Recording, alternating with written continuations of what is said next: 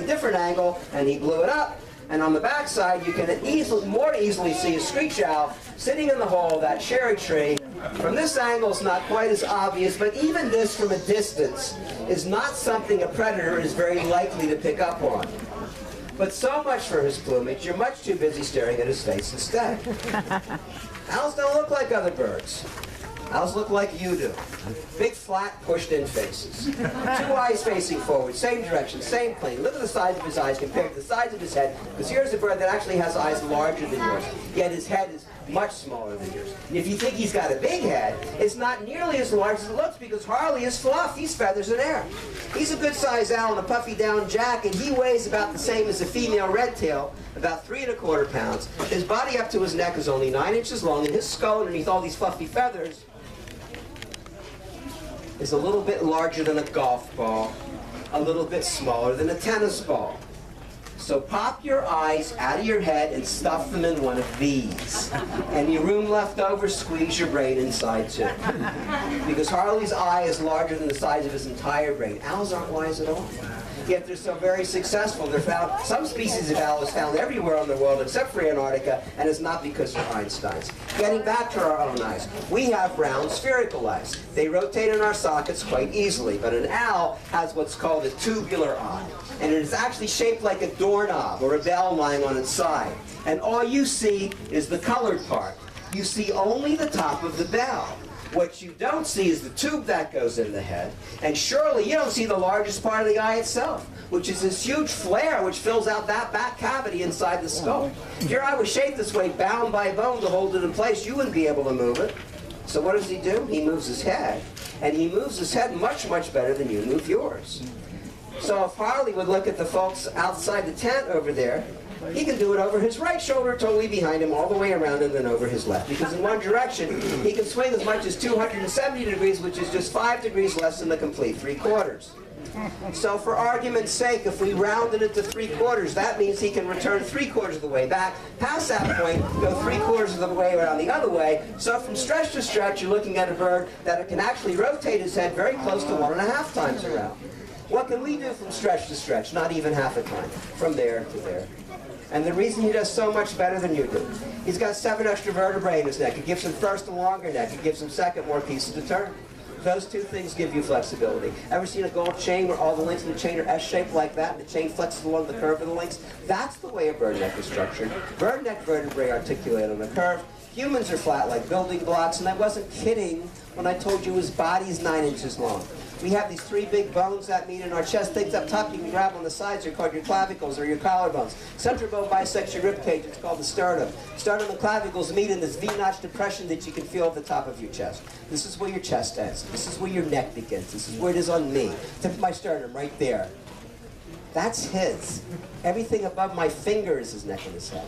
Everything below is his chest and his body, but his neck starts there. My thumb and forefinger can touch behind his head. He has no trouble moving his head when I do that. And he can do one other thing which might interest you. If Harley decides to look at you, it doesn't really matter what I do to his body, because he's capable of keeping his head fixed in space wherever he wants it to be, regardless of his body motion. So it can be a windy day, and the tree's going back and forth, and the owl's body is swinging back and forth, but the owl's head is static in space, not moving at all. It's a pretty cool trick, and owls are real good at it. If you go out late at night in the dark, you will lose 2 things. First thing, color vision. Without artificial light, to us, at night, everything looks gray to black. Most owls don't see colors well, even during the day, because their eyes aren't structured for it. But the second thing you lose, he does not, and that is also called your visual acuity. We don't see sharply at night. We see fuzzy, shadowy outlines in the dark. We lose our ability to distinguish fine detail in low light. He sees so well in the dark. Place him in a Major League Baseball stadium, dome it up. No light gets through. It's totally black. You can no longer see the hand in front of your face. Well, he can't either. No animal in the world, not even an owl, sees in the absence of all light. But he's real hungry. There's a mouse out in center field. He's in the stands behind the plate. Would you like him to see the mouse? Light a candle. Place it on second base, because a single candle will illuminate the entire stadium with enough light for an owl to notice a mouse in the outfield. You make it tougher for him? Blow it out. Now he can't see anything. The mouse, starts to walk across the outfield. So he'll catch it now. He hears mouse footsteps in the outfield, but not only can he hear a mouse walking way over there somewhere, he'll pinpoint it exactly by sound alone. Baseball stadium is made up of 20 million square inches. The mouse is occupying 1.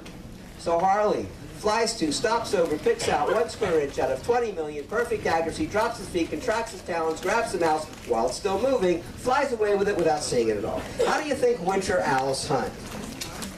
You think the owls along the Palisades wait for mice to pop their heads up through the snow and look around every day? They don't have to, because they can slam them right through the snow. The first time they see what they eat is when they come out of the snow and look in their feet to see what they caught. And you would all understand this so much better if you could see his ears. Owls have big, flat, funny-looking faces. Well, one reason is to capture sound. Harley's head's shaped this way because it allows him to hear better. You're looking at a huge eye and a miniature satellite dish on either side of his head. Group of feathers going in a cup shape. It's called a ruff or a facial disc, and it amplifies sound in the huge crescent-shaped, flappy external ear openings, which are defined by the black crescents you see framing his face. From there to there, from there to there. If you had the face of an owl, your eyes would be oranges, your ears would be bananas, you would not have much of a brain. You'd have a pretty poor sense of smell. Horned owls capture, kill, and eat skunks all the time because they're big enough and strong enough to kill them.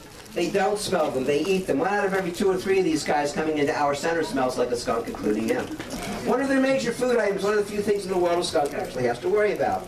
Great horned owls, cars, and particularly stupid dogs. Nothing else will mess with them. Harley was found in somebody's front yard. He was sitting on a tree stump. He was so emaciated. Had I chosen to do so, I could have picked him up by the keel of his breastbone. There was nothing left there. He was sharp as a knife, and he was that close to dying of starvation.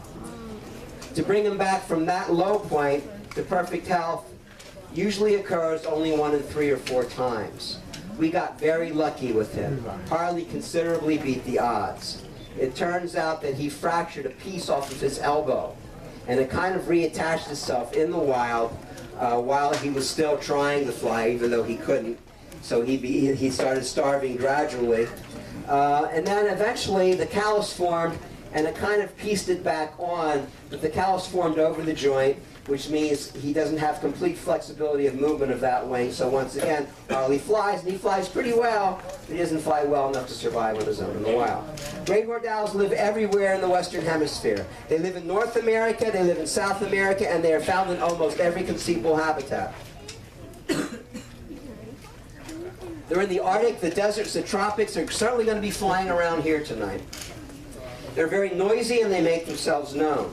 Owls make noise for 2 main reasons. Reason number 1, this is my territory, stay out. Reason number 2, it's mating season. I love you, you love me, back and forth. Not all owls hoot, but great horned owls do. Males hoot low and slow, females hoot high and fast. So if you hear something like, I spoke to a group yesterday without a mic, and it was outside, and I kind of really threw out my voice, so I don't know how well this is going to go, but it's not going to go well at all. I can't hit the low notes. I'm doing it too high. I'm looking at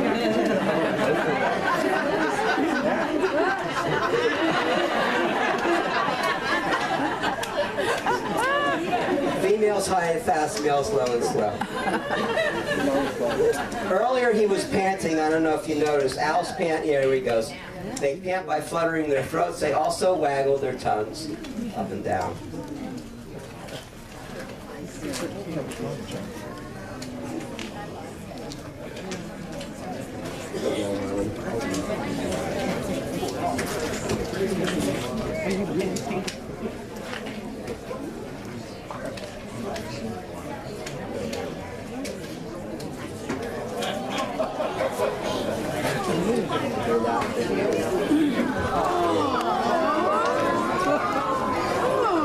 Mojo. Mojo is called a saw-whet owl, S-A-W-W-H-E-T. Saw-whets are the smallest owls in the Northeast, the 3rd smallest owl in North America. He's not a baby, he's fully grown. He's fully grown at about 3 ounces, about an 18-inch wingspan, and a huge head for his size. Look at the size of Mojo's head in proportion to his body. He looks more like a cartoon owl. Most owls have yellow eyes. They have white eyebrows. They perch with 2 toes forward, 2 toes behind them. Most owls of the world have feathers on their toes and feet. They don't have scaly reptilian-looking feet. Mojo was also hit by a car, looking at a 3-ounce bird surviving getting whacked by a 3,000-pound machine. Not without some damage. He also blinded himself in his left eye, and although it looks pretty perfect, it's not. There's some subtle differences that you may or may not notice. Usually he keeps his left pupil smaller than his right, and if the light hits it just perfectly,